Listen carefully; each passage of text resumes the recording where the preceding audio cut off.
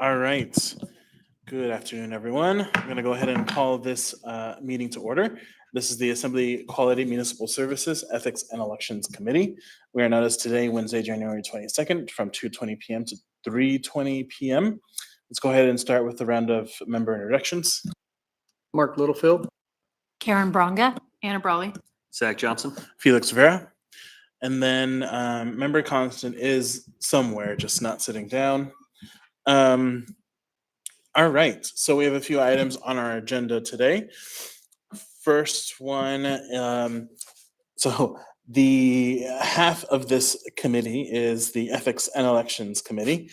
And I wanted to make space today, particularly because we're starting an election cycle, to hear from the clerk about the needs that the elections team has from this committee, both during elections and off cycle. So we have the clerk on the phone. I will go ahead and turn it over to you, Madam Clerk. Thanks, Chair. Thanks for asking for us to come here today. The election team's needs from the committee is that in February or March, we are able to give an update on the current election, where we're at, how our new initiatives are working out, and measures we've taken to safeguard the election to the extent possible without giving away our security secrets. In May or June, we could come back and give an after action update on how the election went from our perspective. And then in the months of August through October, maybe just one or two, maybe all of them, we would ask you guys to review Title 28 amendments and then Observer Handbook edits, and then also to discuss proposed improvements for the future. And so that's kind of our basic. And then in the event we were to experience nefarious activities, whether it be physically, with cybersecurity or from within our own systems, we would want to talk more about that over the summer, and even potentially hold work sessions with the full assembly to brief the committee or the assembly on the situation and discuss solutions. And then if measures such as moving to biennial elections, moving elections to a different month, moving to ranked choice voting or other types of voting, we'd want to do monthly to discuss needs, plans, proposals, collaborate on paths forward, and then homing in on the best solution for Anchorage, which I believe has been done for the past several years through the change to vote by mail. And so I think that covers sort of what we will probably need from this committee. And if you'd like, I could give an update on where we're at with this election. Thanks. So before I get into the queue, I just want to quickly summarize what I believe that you stated. So, and I sort of categorize this into two categories: during elections and then off cycle.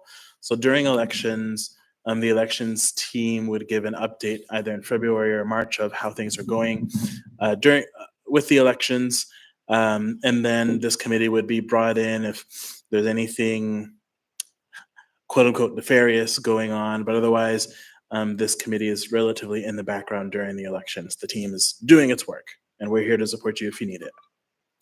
Off cycle, there's the annual Correct. Title 28 review that's done August through December roughly of every year. And then if there's any big changes that we want to make to elections, those should really be discussed off cycle, not in the middle of an election.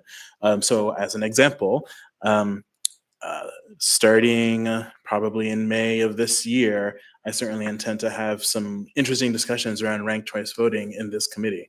So things like that would happen off cycle. Does that all sound about right, Madam Clerk? Yes. Cool. Member Constant. Hi there, Jamie. So I'm just going to put it out there. I might have missed it if you mentioned it, but I doubt I did because I was out in the hall. But so we had a public testimony last night that kind of made me think, and I see the manager and Mr. Kohlhaas are here. And so we've had a perpetual testimony about we need to go to a certain kind of ballot processing because we might lose power at the election center. And without considering how we count ballots, it certainly raised to me the question of what do we have a contingency plan if there were a substantial power outage in the middle of the conduct of an election? And so what that raised to my mind was we should actually probably inspect the building for how we would connect a generator. We should probably consider, do we have generators or should we secure generators or a generator? What would it take to power an election if we had no power? And then if it is logical, we should contemplate investigating either an agreement with Chugash or figuring out how to power an election if the grid went down. We had a big storm just like we did last 2 weeks ago, or last weekend. And so it's, I think, a timely conversation, Madam Clerk, to kind of put that out there, and maybe we get a little investigation going with the kind of maintenance and operations team to look, or PM&E, at what it would take to powerize that building in the dark. So I get a thumbs up from Mr. Colhase, Jamie. So Thanks. Yeah, we have been not tossing around the idea of, but we've been generating contingency plans. My contingency plans are something a little bit more like if there was a massive earthquake and the entire downtown fell into the ocean type contingency plans, where maybe we would work with Juneau or the state of Alaska to do that, to do our accounting there. But we also certainly, a generator is a great idea to power us in the dark. Great. Thank you. Member Brawley? Yeah, thanks. And I really appreciate the clarification around the timelines, just so it's clear, because I know we have, those of us who aren't running for anything don't really have a direct role in this election until it's done and it becomes certified. So, but I just want to note, not to be redundant with the committee meeting that just happened, but we are tracking in the legislative committee multiple elections related bills. Obviously, many of them have to do with state elections. Some may intersect with our local elections, so we'll be monitoring those. And so I guess I would ask the chair if you would like any of that briefing at some point during session at this committee. Otherwise, we can take care of it at legislative committee. And then I think if and when there are law changes, can take them back up in this Every setting. time I print, I'm crashing. So that's my Every recommendation. time I try to print, I'm crashing. So there must we be have something somebody going who's not muted on the phone right now. Can we please figure that out?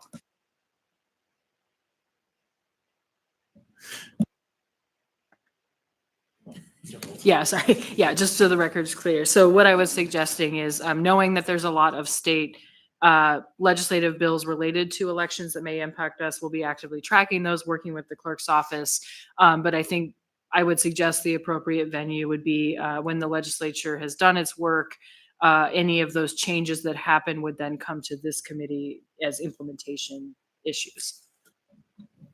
Yeah, thanks. That's a good point, and certainly once things are done and the governor has signed it or it's gone through that process to officially become law, certainly I think it's worth exploration here to see how that may impact our election system.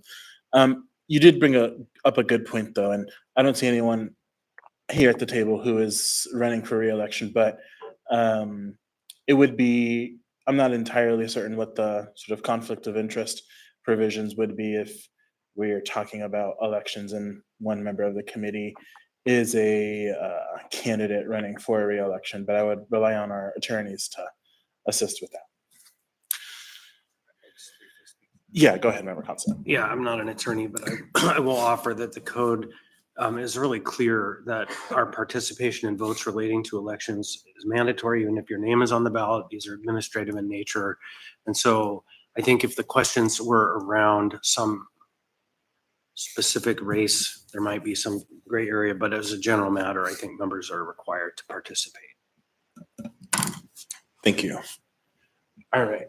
And I got a thumbs up from Mr. Gates. All right.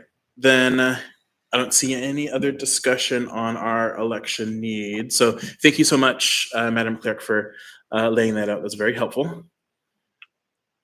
Sure. Great. Thank you. All right, so then I want to note for the record that we have been joined by Member Salt on the phone. All right, so then moving on to our unfinished business, we have a few items here. First one is the Chugach Eagle River Senior Center purchasing waivers. So we've had a few purchasing waivers on the assembly agenda over the last few months, and some members wanted to get a briefing on what's going on and if we should expect more of those waivers into the future. And this is the committee to do that. So who wants to speak to that?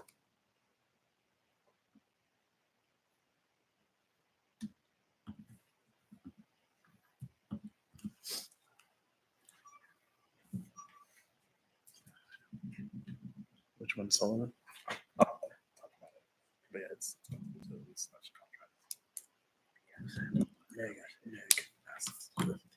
Great, welcome. Good afternoon, Mr. Chair. Kent Colhays, Director of Public Works. I can give an overview, and then if there are more specific questions that I can't answer, Stanford Long and the project manager for the project is here. So with respect to the work that's ongoing right now, of course, there were 9 apartments damaged. We appreciate the support on the emergency contract. We expect that the bulk of the work in the apartments will actually be done this week. We're waiting on some minor things for some of the non-apartment building or apartment areas. There's a nurse's station and a storage room, but we're hopeful that at least 7 of the buildings will be set for occupancy by the end of this week. You won't be surprised here, we ran into some supply chain issues particularly with the flooring and some of the cabinet, the countertops. The flooring is commercial grade and it just wasn't available in town. So it's taken a little longer than anticipated. So glad to try to answer any questions about the status there. And then with respect to the larger question as to whether we envision any more of these, we certainly hope not. It does happen on occasion that there are situations that we don't have existing contracts in place, or that it would take a lot of time, maybe too much time, to put a contract in through the normal processes. So that's why we took this approach. But I have been talking with Stanford and with Director Troop, and their team right now is working on an RFP for a term contract, a non-encumbering term contract that would perhaps provide a better mechanism for acquiring these services in the future. It's a little bit challenging because unlike our miscellaneous services road contract, where we know that we're paying for a ton of asphalt or a ton of concrete or opening a storm drain, these are, it's hard to anticipate in advance exactly what type of work you would have, but smarter people than me are working on an RFP to get that in front of vendors and see what we can do. Great, thank you, Mr. Colhays. Member Constant. Thanks, Ken. I have a couple of questions. Can you take it up to a higher level of the conversation and start with, are these our buildings? What's the nature of the ownership and what's our responsibility for the operation? They are our buildings. We own them, the Anchorage Senior Center and the Chugach Eagle River Senior Center. They're both governed by, and at least have been governed by, agreements or contracts or leases. They've used a variety of forms of documents. We are currently working with law on a new lease for the Chugach Eagle River Senior Center. Members may recall, I think it came out of an internal audit a number of years ago, that there was a single document that encompassed a lease and an operating agreement. And the advice from the guidance from the audit at the time was to separate those. So the health department entered into an operating agreement on the service delivery side.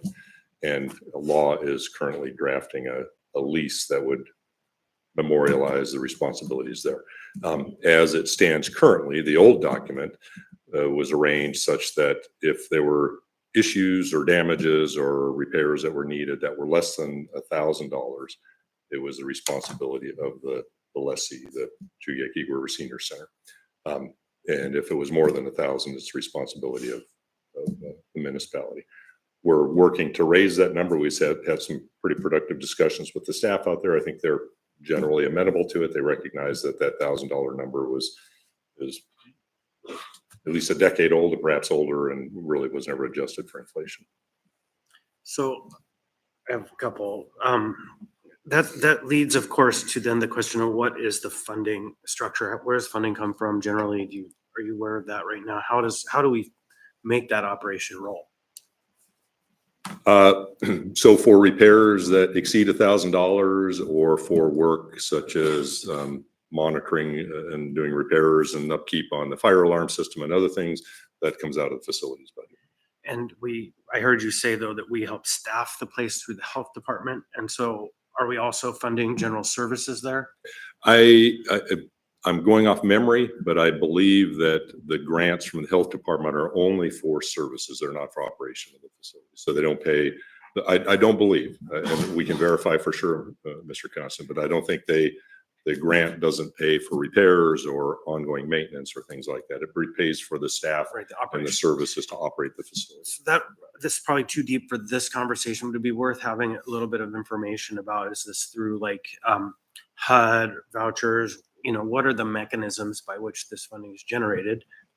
I think it's a little in the weeds. But then the last question I have that really is facilities related is, are we engaging in any kind of an overall building inspection process where we are getting a current condition analysis of the building? Because we've had such a string of these like, oh my God, it's all falling apart, we need an emergency procurement.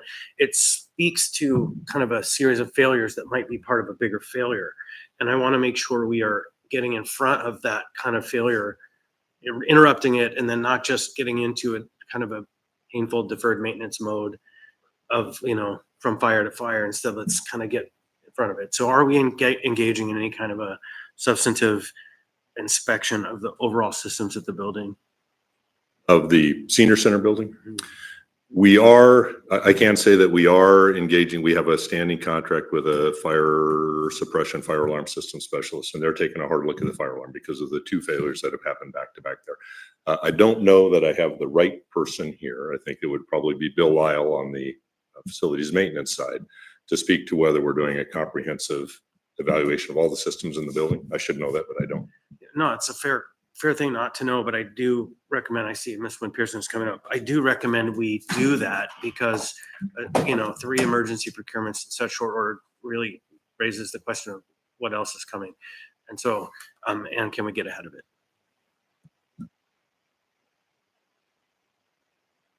If I might, Mr. Chair, I just wanted to add a few notes of context about this particular facility, about Chugach River Senior Center. This is a facility that has had, so you're right that it sits in a number of different relationships with us. We own the building. We constructed the building in a variety of different phases. It's been operated by a nonprofit. We fund the nonprofit to the tune of $470,000 a year right now through a health department grant.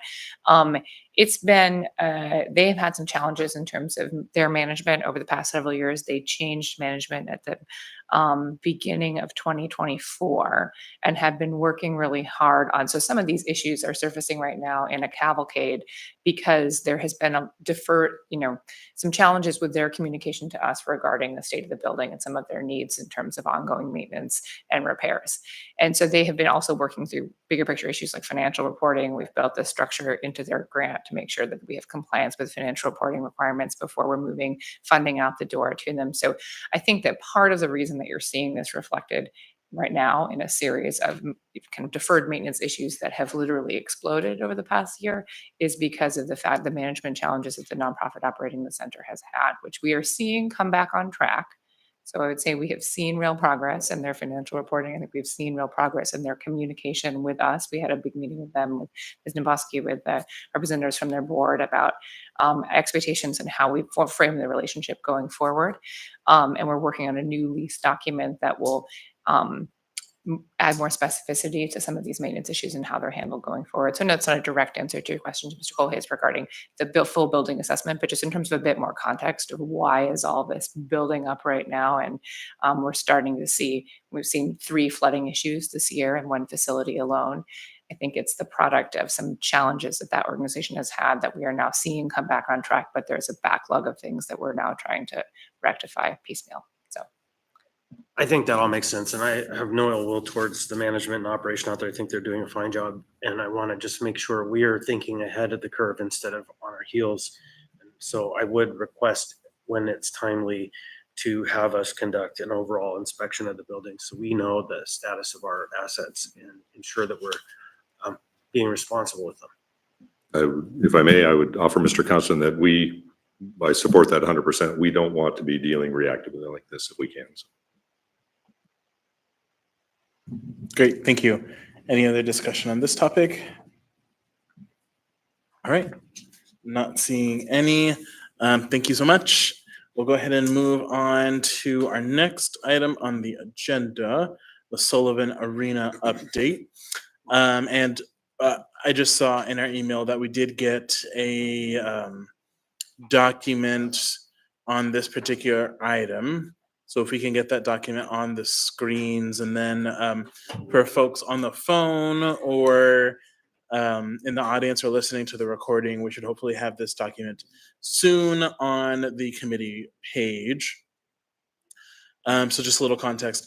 The contracts regarding the Sullivan have gotten a little bit of interest in the past from this body.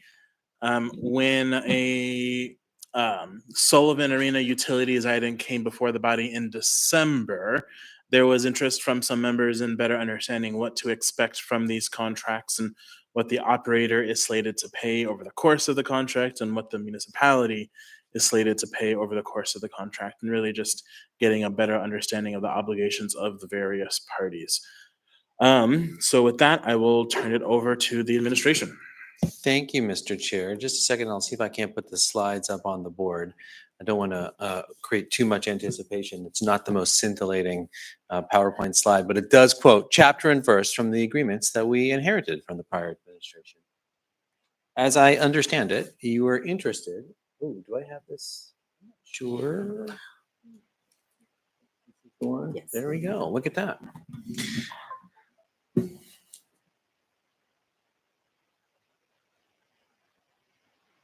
And we'll see if this is emerging onto the board. This is just 4 slides where we have pulled out the financial terms of the operating agreement. I know the Assembly is well aware that the agreement to operate the Sullivan Arena between us and O'Malley Ice and Sports LLC has a history. There was a lot of back and forth. I don't know a lot of the specifics of how exactly it came to land in this form. I know only the piece of paper that we now have in front of us that now outlines the structure of money flowing to and from both of us. I will walk through all this. The agenda item was specifically about utilities, so I will show you the amount of utilities that we're paying currently and when that changes. But just to review the bidding, and again, not to overpromise more excitement than this really involves, under the agreements that we have now, the operator, O'Malley Ice and Sports LLC, pays to us, or is obligated to pay to us, 5% of its gross revenues for the arena capital reserve for years 2 through 5 of the arrangement. It does not pay a facility maintenance cost to us. It is supposed to pay 50% of net profits to us if its revenues actually exceed its expenses, or it's supposed to just absorb its net operating loss or deficits. There is a code requirement that requires it to pay us a 50-cent per ticket surcharge for tickets that are less than $10 and $1 if their ticket prices are more than 10. Meanwhile, we allow O'Malley to keep 50% of its net profits, and we don't reimburse if there's a net operating loss. That's a change from some of the way our agreements have worked in the past. This is what I think prompted this request to speak for the Quality Municipal Services Committee. Right now, the agreement says that we pay the utility costs for years 1 and 2 through July 31st, 2025, at which point the operator, O'Malley, then assumes responsibility. And as we said in that code provision, they keep 50% of the fee that is imposed on all the tickets. If you're looking to get a concrete understanding of what the magnitude of the utilities are, these are they. So we have a electric bill, gas bill, and that of course is seasonal, but we've put that all on a single piece of paper for you. And we are shouldering these costs through the bulk of the rest of this year, and then that will transfer over. We do have an operating agreement which sort of outlines who is responsible for what. And I don't know if it is worth my recounting all this, but I can review the bidding quickly.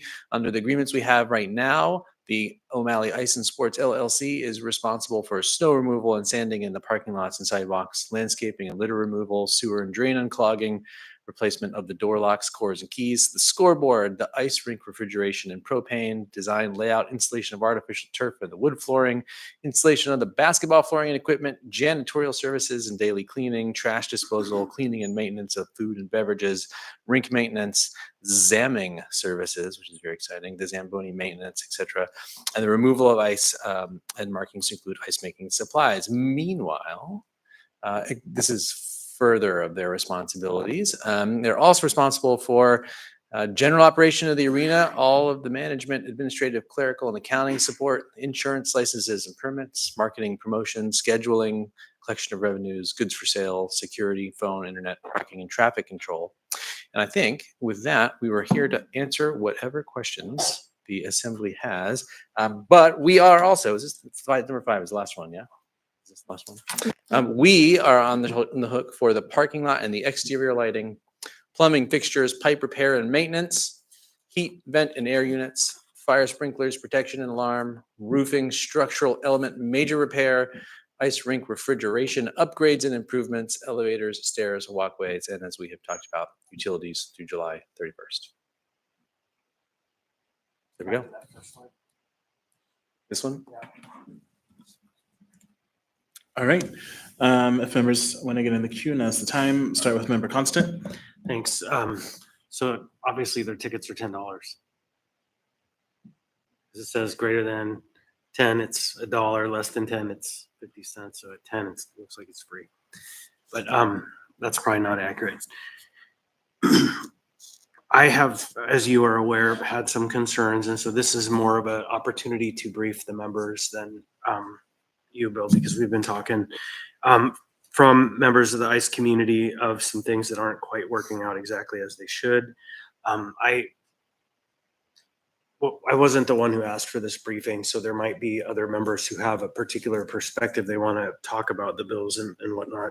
I do know that March 7th is the magic day if there's any kind of disagreement for the operation and we wanted to see them no longer operate. That's the day, because the assembly granted them a very generous 6-month termination period if by mutual agreement or by our own agreement we wanted to sever this deal. And at this point, there's no record to establish that that would be warranted. However, there have been some concerns that have been raised by members of the ICE community. And so Mr. Voland and I are in the current process of developing a survey that we're going to send out to all of the ICE user organizations to seek feedback on how ICE distribution has occurred and what their experience has been with the operator. They come in a series of flavors, like they don't have enough management, they aren't accounting for expenses by building, and so everything gets aggregated into a giant column, and then it's hard to sort through what's actually happening. That maintenance issues are substantial enough that there might not be a Zamboni at the O'Malley Ice Arena, and so instead of them fixing their own, they take the one from one of the other arenas, and then there isn't one existing at the public ice arena. Instead, it's at the private ice arena. And then, of course, the obvious conversations that always happen about who gets ice when and how much it costs. And so we are going to be conducting a bit of a survey on this agreement so that we can get real firsthand input from the users, and so the assembly can be armed to understand what we decided when we gave this 5-year deal. Thank you. So I have myself in the queue and then some other members. So I guess somewhat specific to what member Constant raised, but sort of more generally, what provisions are there in the contract aside from separation clause? We get rid of the of our relationship with them. What other provisions are there in the contract to protect our interests and the public interest? Well, to the chair, that's a pretty broad question. The contract is this long, and I think I could go through it and try to, in real time, hit that target. But if there are specific things that you're interested in, I mean, certainly the contract does outline in good degree who is responsible for what. And so we are going to have some active conversations about who should be carrying the costs of certain repairs that were made for instance. But if you're looking for oversight or other kind of provisions, you have to give me a little bit of time and I could walk through them. Yeah, thanks. I would be curious about the oversight provisions. And, you know, if we hear about these kinds of issues that member Constant is bringing up, what kind of role does the municipality have to make sure that the contractor is doing what they should be doing? Member Braga? I just looked up a ticket and there's a cost for parking. Do we get anything on parking charges?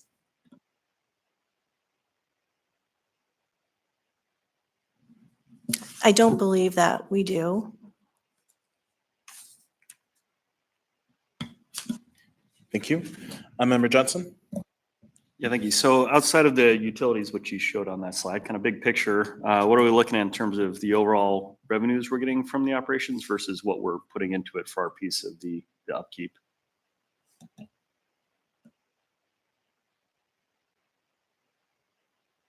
So the question, which I'm going to enlist the capable assistance of Renee Stewart here, who is the director of our venues operations, is we are showing here that we're paying all of these utilities. What amount of revenue are we receiving that offsets this? And overall, are we making money or losing money, as I take it, the thrust of the question? So O'Malley Ice and Sports just occupied the Sullivan. It was November 2023, so they've been in it just a little over a year. I have yet to receive financials from them. And according to the contract, they weren't scheduled to pay us anything for the capital reserve like they do for Bokie and Dempsey. So there were no deposits that I was to make for this year, actually 2 years, but I do expect financials from them fairly soon. Do we have then a picture? I mean, because we had the utility costs, but you also highlighted some things, you know, parking lots, et cetera, that we're responsible for. Do we know how much we're spending on those or how much we spent last year? I can look that up. That would be in the operating budget. I just pulled the utilities for this. And I guess you said, so they've been there for a little over a year and we're still waiting for the financials. So they're coming soon. I mean, is there a requirement about how often they have to provide that information and how often they give us a check? Well, for Bokie and Dempsey, they're supposed to provide it quarterly, and Sullivan should be the same. It's been a little different So with the yeah, Sullivan. quarterly, and we're talking, you know, I don't know, we're up to what, 5, 6 quarters? It seems like a long time to go without, especially when clearly we're putting a lot of money into this. Yeah, and to Member Johnson, I will say, I have just opened the lines of communication with the main representative from O'Malley Ice, Mr. Steve Ackney. So some of these issues we are catching up to as a current administration, but I hear you loud and clear, and it is not lost on us either. Yeah, thanks. I would love to hear back on this at some point when we hear more. I mean, I think it's a wonderful arena, but if we're pouring exorbitant amounts of money into, you know, somebody else's operation, I think that's a question we should contemplate. Thanks. So I have myself in the queue and then Member Constant. So it sounds to me like with some of our other assets, it's written in the contract that there needs to be quarterly reporting. Is that an accurate statement?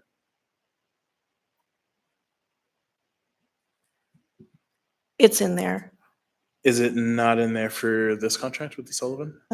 I believe it's supposed to be. Okay. All right. All right. Yeah, it would be helpful with, I think, a better degree of confidence if we knew if it was in there or not, because they should be giving that to us. And then I guess I should know this, but I don't. How is the Sullivan Arena captured in our annual audits? Well, maybe I'll answer the question with a question. Are you referring to the internal audit plan or just our actual consolidated financial report and then the Yeah, single that one. audit? I mean, it is on the books. And so if you go to the detail statements, you can see the capital reserve is reported. Okay, thanks. All right, Member Constant. Thank you. And I am really grateful to the manager or the chief administrative officer's team trying to bring some sense to this. The effort to bring sense to this goes all the way back to when the contract was offered first and then fixed because it was offered in a way that was very, very questionable. And so you mentioned though that this was operated for just like the last year and a few months, but the terms of the contract are 5 years. What was the initial date of the contract? I think we had we had an original contract, then we had an amended and restated, and then we had an amendment to the amended and restated. So I think this one, I guess the question really is, in your opinion, what day does the 5-year clock tick from?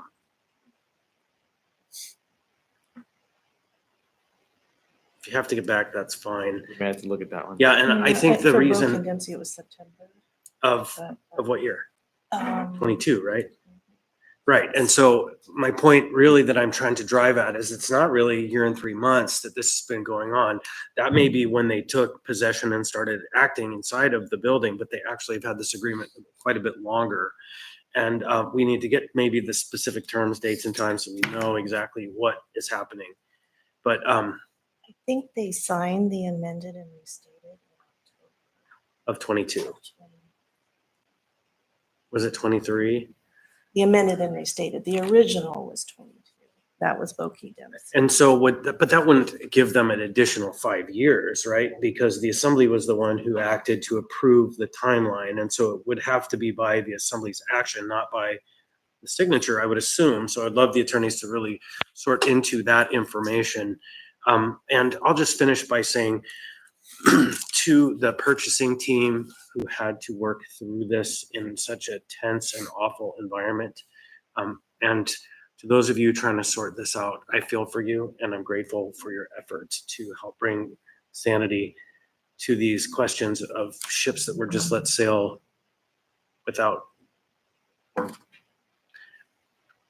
reasoned approach. I'll just say that. Thank you. Thank you. Any other discussion on this topic? All right, not seeing any. We'll go ahead and move on. Thank you so much. All right, last item on our agenda is parks jurisdiction. So I put this item on the agenda in late November of last year. There was a tragic incident in a park in my district, and everyone, I think, got those emails. I don't want to get into that specific incident, but I do want to highlight the frustration of my constituent that reached out to me, had a conversation with her over the phone. She reached out to other members as well. There seemed to be some amount of confusion about whose jurisdiction it was to deal with this issue. The way that the constituent described it to me was sort of a classic finger pointing exercise, which is which is frustrating for all parties, I'm sure. So I think bringing that to a larger context, I just wanted to have a conversation in this committee about how those jurisdictional issues are handled in parks.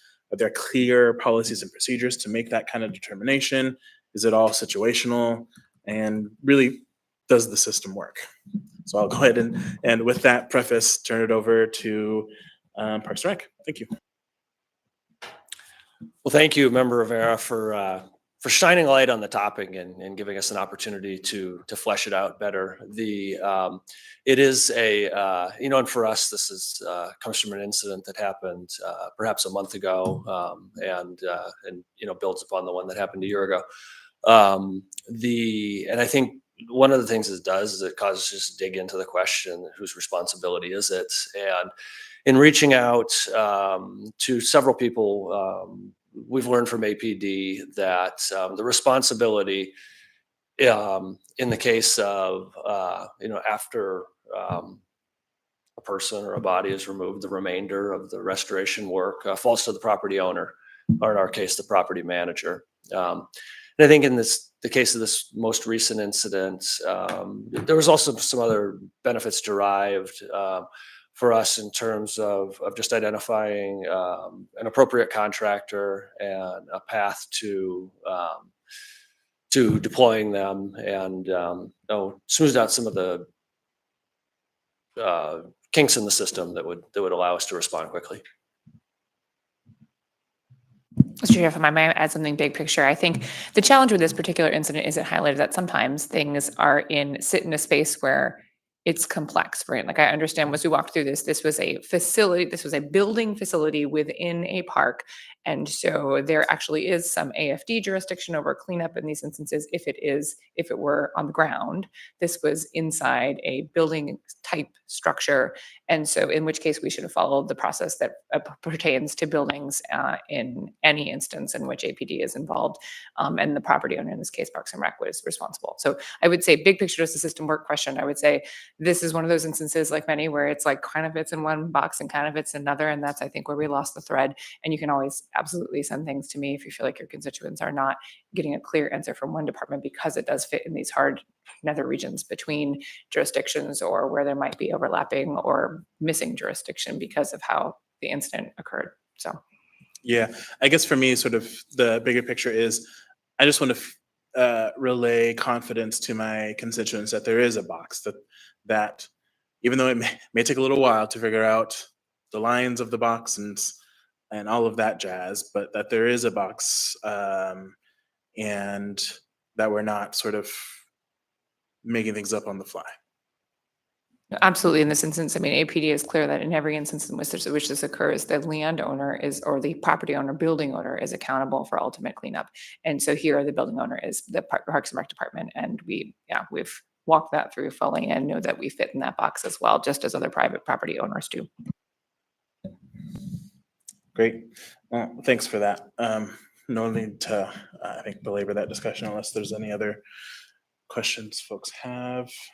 Yeah, Member Branca. Can I just ask another parks related question? Sure. I had a question about Chuck Albrecht fields, and from a constituent who felt like they were really in unsafe condition. And I know that one of the park bonds said sports fields improvement, and I wondered if Chuck Albrecht fields are slated to have some work done on them, the turf.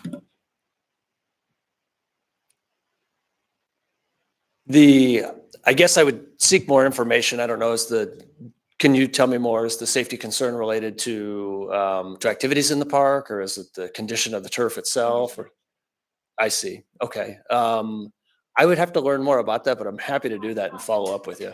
Yeah. Great. Thank you. Member Constant. I'm going to just give you another opportunity to sell a little bit of our success with high-speed internet. Tell us the story. Give us some good news. Oh, thank you. The assembly,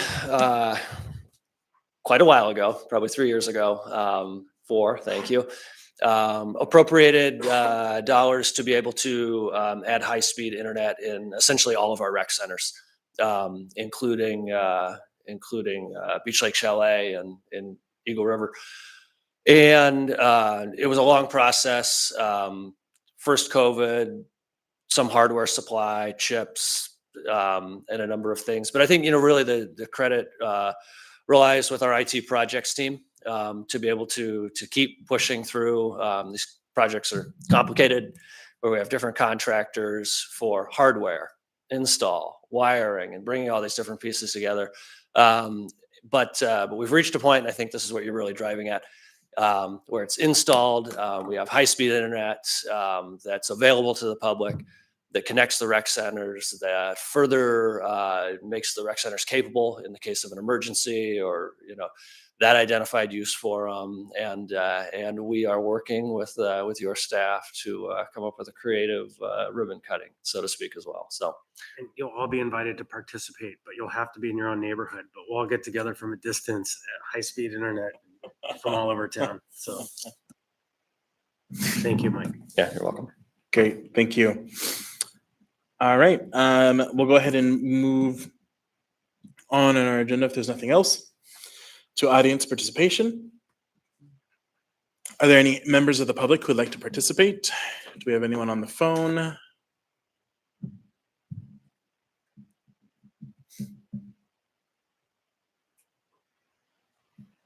Doesn't look like we do. Okay. All right. Then seeing no members of the public, we will go ahead and adjourn. Thanks, everyone.